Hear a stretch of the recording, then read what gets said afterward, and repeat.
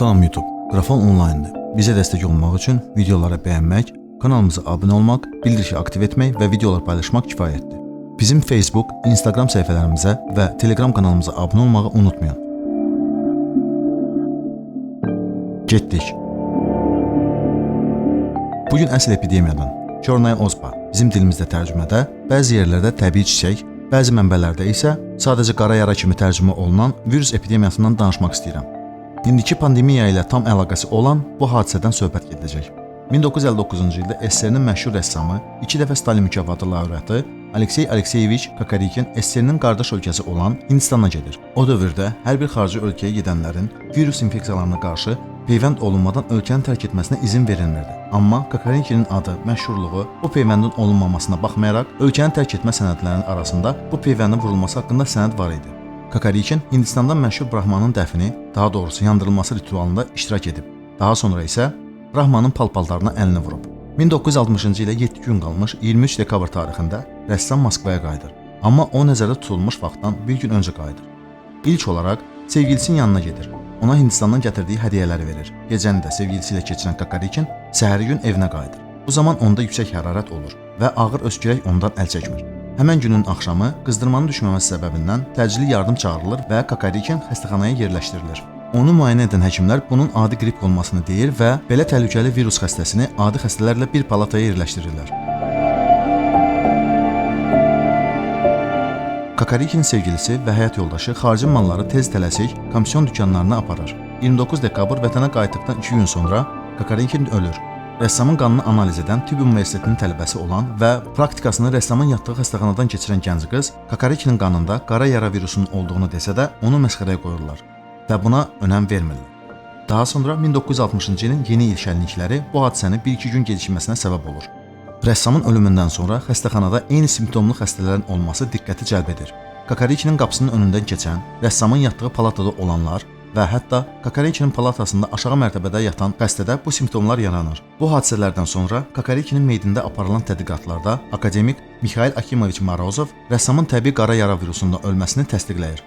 Artıq bir həftə idi ki, Moskvada bu virus müayinəsiz yayılırdı.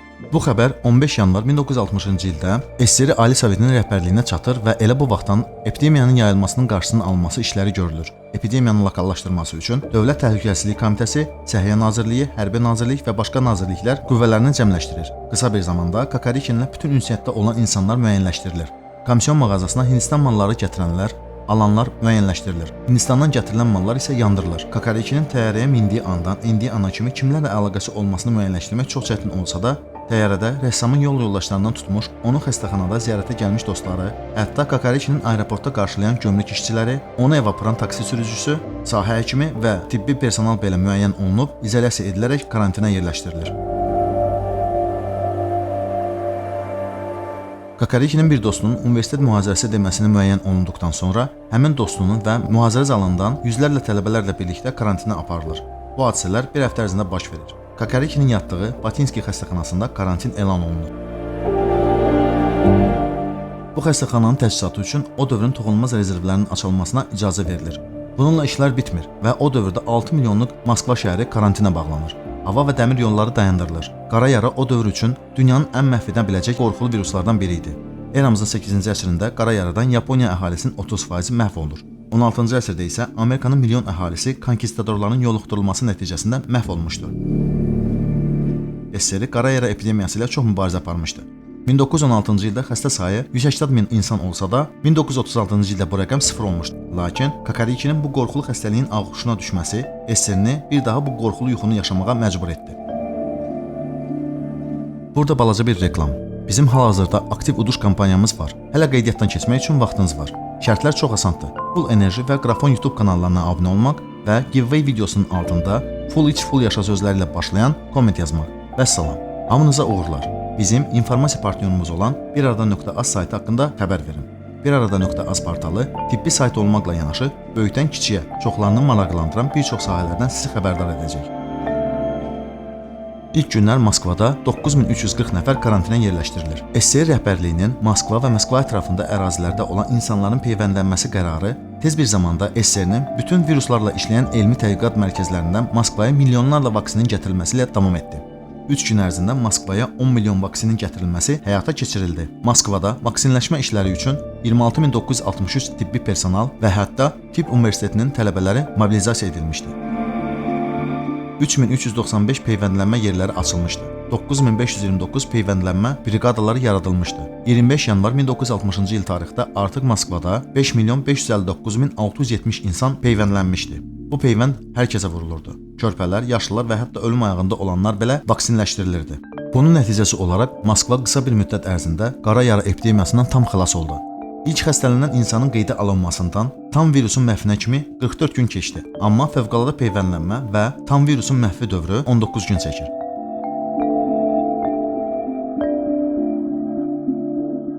İndiki pandemiya ilə isə insanlıq artıq 9 aydır ki mübarizə aparır. Lakin heç bir effektivliyi yoxdur. Lakin dünyada elə yerlər var ki, indiki şəraitdə heç bir dənə də olsun yoluxma baş verməyib. Yeni Zelandiya, bəli, yoluxma sayı 0. Necə olub? Yeni Zelandiya sərhədləri bağlayıb, iqtisadiyyatının çökməməsi üçün sahibkarlara subsidiyalar və birdəfəlik ödənişlər edir. Əhalisinin işsiz qalan hissəsinə maddi yardım verib. Və ən əsası isə Yeni Zelandiyanın əhalisinin hər bir üzvünə 10 mg sarımsaq essensiyası məhlulu vurulub. Ölkəyə gələn digər ölkə vətəndaşlarına da sarımsaq essensiyası məhlulu vurulub. Artıq neçə aydır dünya COVID-19-dan boğulduğu zaman Yeni Zelandiyada yoluxma sayı 0 olaraq saxlanılır. İlk dövrlərdə COVID-19-a yoluxma sayı sürətli olsa da, belə tədbirlərin görülməsi artıq neçə aydır ki, yoluxma sayını 0 olaraq saxlanmasına Yeni Zelandiya nail ola bilib. Bunun haqqında bir çox internet səhifələrində yazıların, videoların olmasına baxmayaraq, bütün bu məlumatlar indi silinsə də, hamıya aydın olur ki, adi sarımsaq essensiyası bu fake pandemiyanın qarşısını ala bilir. Bəlkə də bu sarımsaq essensiyası fakedir. Bəlkə də bu pandemiya yalandır. Hardan bilmək olar? Sadəcə 1960-cı ildə baş verə biləcək virus faciəsinin qarşısı 19 günə alınıbsa, nəyə görə 9 aydır ki, hamının düşər olduğu bu COVID-19-a dünya qalib gələ bilmir. 1960-cı ildə tək SSR, 2020-ci ildə isə bütün dünya. Bizim uduş kampaniyamızda iştirak etməyi unutmayın. Yaxın vaxtlarda bu kampaniyanın qalibləri müəyyən olunacaq. Vaxtınız var, qeydiyyatdan keçin. Bizim Facebook, Instagram, Telegram kanallarımıza abunə olmağı unutmayın.